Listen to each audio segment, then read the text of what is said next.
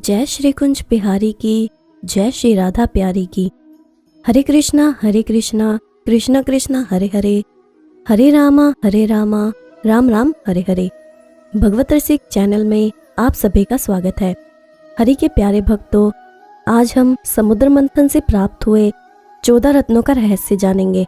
मगर उससे पहले अगर आपने अभी तक इस चैनल को सब्सक्राइब नहीं किया है तो जल्दी से इस चैनल को सब्सक्राइब करें, ताकि नई वीडियो अपलोड होते ही आपके पास उसकी नोटिफिकेशन आ जाए और आप सबसे पहले उस वीडियो को देख सको। तो चलिए जानते हैं समुद्र मंथन से प्राप्त 14 रत्नों का रहस्य। ये वो समय था जब देवता लोग धरती पर रहते थे। धरती पर वो हिमालय के उत्तर में रहते थे। काम था धरती का निर्माण करना, धरती को रहने लायक बनाना और धरती पर मानव सहित अन्य आबादी का विस्तार करना। देवताओं के साथ उनके ही भाई बंधु दैत्य भी रहते थे। तब ये धरती एक द्वीप की ही थी, अर्थात धरती का एक ही हिस्सा जल से बाहर निकला हुआ था। ये भी बहुत छोटा सा हिस्सा था। इसके बीचों बीच था मेरु पर्वत। धरती के विस्तार और इस पर विविध प्रकार के जीवन निर्माण के लिए देवताओं के भी देवता ब्रह्मा, विष्णु और महेश ने लीला रची और उन्होंने देव तथा उनके भाई असुरों की शक्ति का उपयोग कर समुद्र मंथन कराया। समुद्र मंथन कराने के लिए पहले कारण निर्मित किया गया।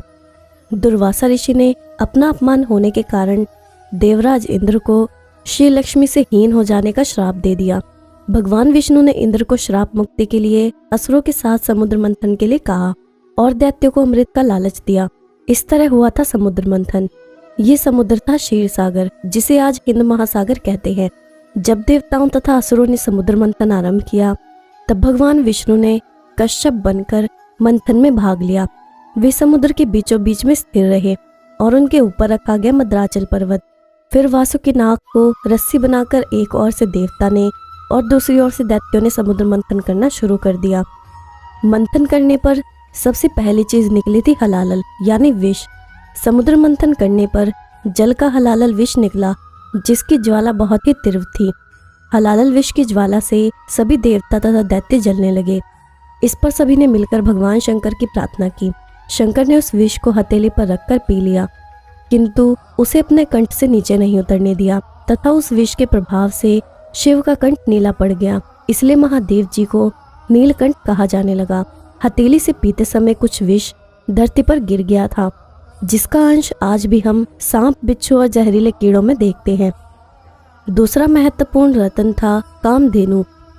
विष के बाद मथे जाते हुए समुद्र के चारों ओर बड़े जोर की आवाज उत्पन्न हुई।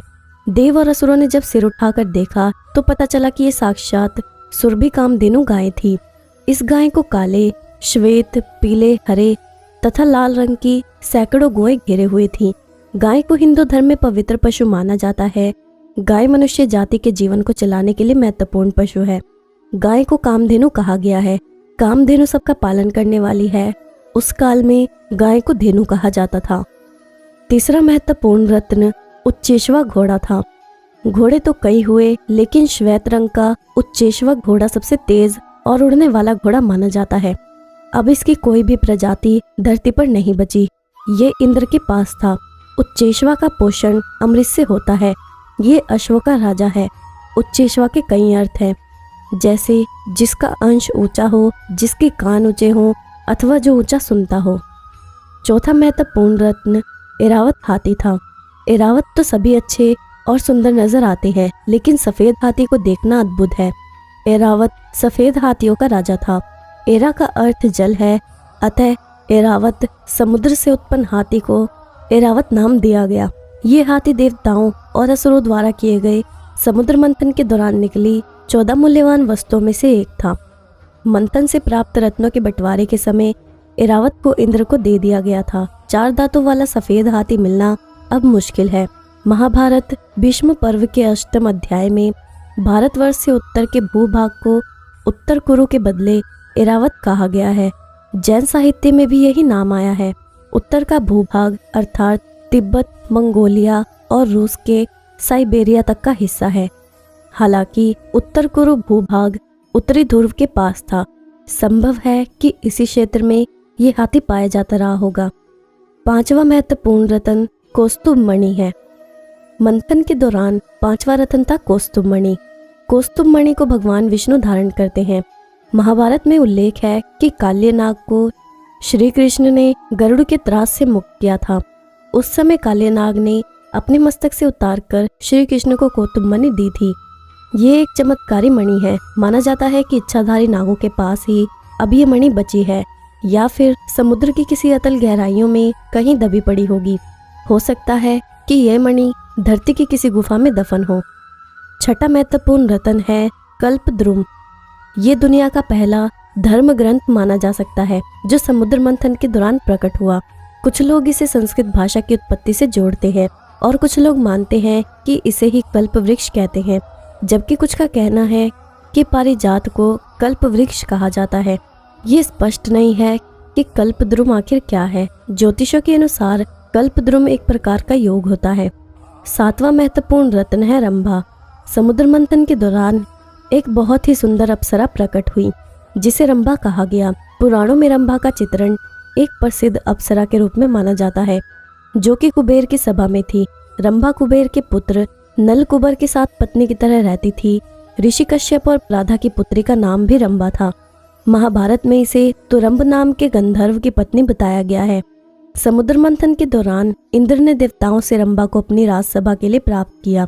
विश्वामित्र की घोर तपस्या से विचलित होकर इंद्र ने रंभा को बुलाकर विश्वामित्र का तप भंग करने के लिए भेजा था।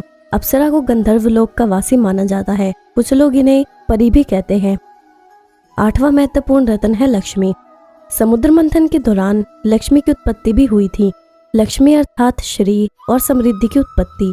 कुछ लोग इसे सोने से जोड़ते हैं। माना जाता है कि जब भी घर में स्त्री का सम्मान होता है वहाँ समृद्धि कायम रहती है। महर्षि भृगु की पत्नी हयाति के गर्भ से एक त्रिलोक सुंदरी कन्या उत्पन्न हुई जिसका नाम लक्ष्मी था और जिसने भगवान विष्णु से विवाह किया। नौवां रत्न है वारुणी। वारुणी नाम से एक शराब होती थी।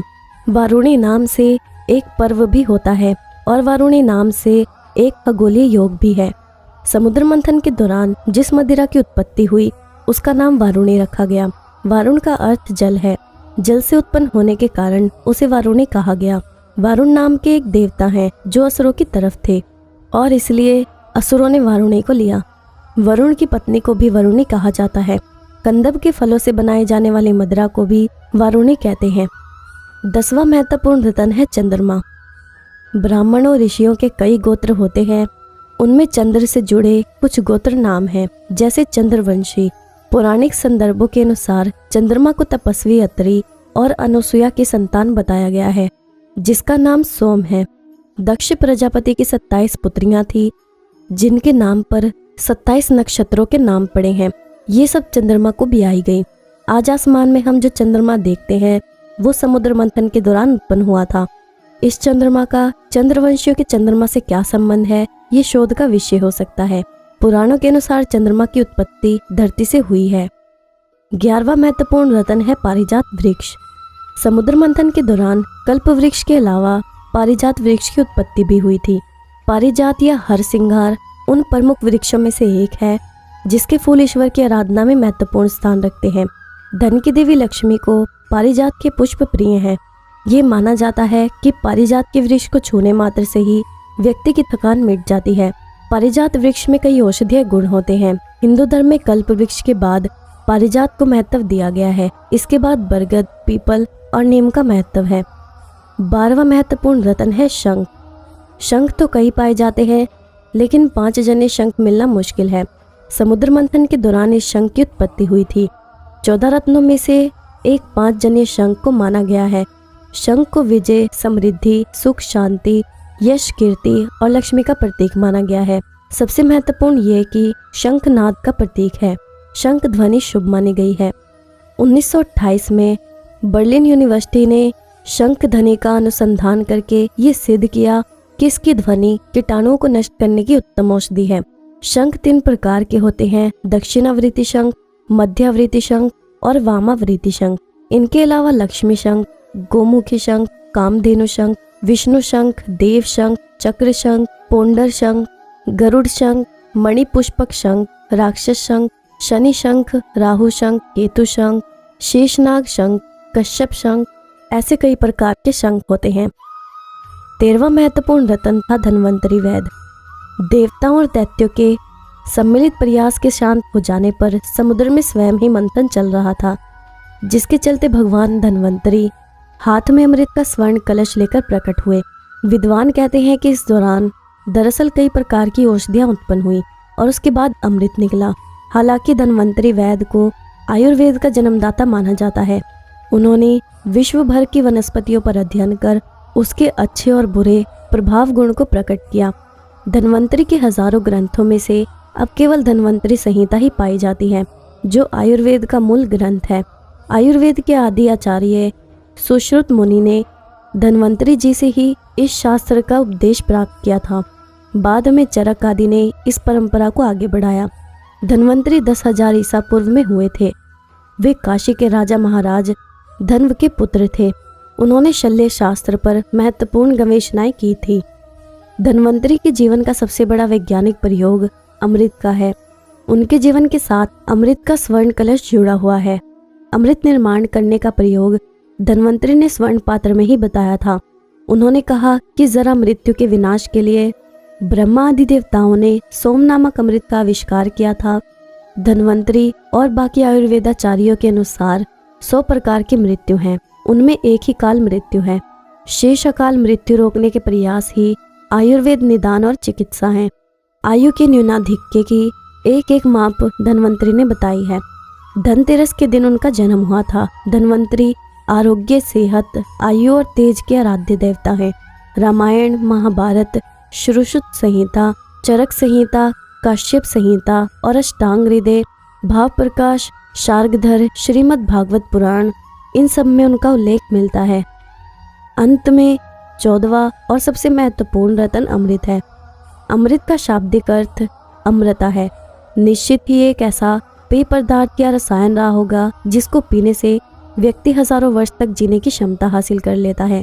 यही कारण है कि बहुत से ऋषि रामायण काल में भी पाए जाते हैं और महाभारत काल में भी। समुद्र मंथन के अंत में अमृत का कलश निकला था। अमृत के नाम पर ही चरणामृत और पंचामृत का प्रचलन हुआ। देवताओं और दैत्यों के बीच अमृत बंटवारे को लेकर जब झगड़ा हो रहा था, तब देवराज इंद्र के संकेत पर उनका पुत्र जयंत जब अमृत कुंभ लेकर भागने की चेष्टा कर रहा था, तब कुछ दानवों ने उसका पीछा किया। अमृत कुंभ के लिए स्वर्ग में 12 दिन तक संघर्ष चलता रहा और उस कुंभ से 4 स्थानों पर अमृत की कुछ बूंदें गिर गई। ये स्थान पृथ्वी पर हरिद्वार, प्रयाग, उज्जैन और नासिक थे। यहीं पर प्रत्येक 12 वर्ष में कुंभ का आयोजन होता है। बाद में भगवान विष्णु ने मोहिनी का रूप धारण करके अमृत बांटा था। अमृत शब्द सबसे पहले ऋग्वेद में आया है, जहाँ ये सोम के विभिन्न प्रायों में से एक है। सोम रस को ही अमृत माना गया है। सोम एक रस है या द्रव्य, ये कोई नहीं जानता। कुछ विद्वान सोम को औषधि मानते हैं। उनके अनुसार सुश्रुत के चिकित्सा स्थान में लिखा है कि इसका सेवन करने से कायाकल्प हो जाता है, वृद्ध पुण्य युवा हो जाता है। किंतु वेद में एक और सोम की भी चर्चा है, जिसके संबंध में लिखा है कि ब्राह्मणों को जिस सोम का ज्ञान है उसे कोई नहीं पीता। ब्राह्मण के सोम की महिमा इन शब्दों में है, देखो हमने सोमपान किया और हम अमृत हो गए या जी उठे। तो ये था समुद्र मंथन से प्राप्त 14 रत्नों का रहस्य। अब मैं आपसे विदा लेती हूँ। अगर आपको ये वीडियो अच्छी लगी हो या आपको इससे कुछ सीखने को मिला हो तो इस वीडियो को लाइक ज़रूर करना और जितना हो सके उतना शेयर करना, ताकि अन्य भक्तों तक भी ये वीडियो पहुँच सके। जय श्री कुंज बिहारी की, जय श्री राधा प्यारी की। हरे कृष्णा कृष्णा कृष्णा हरे हरे, हरे रामा राम राम हरे हरे।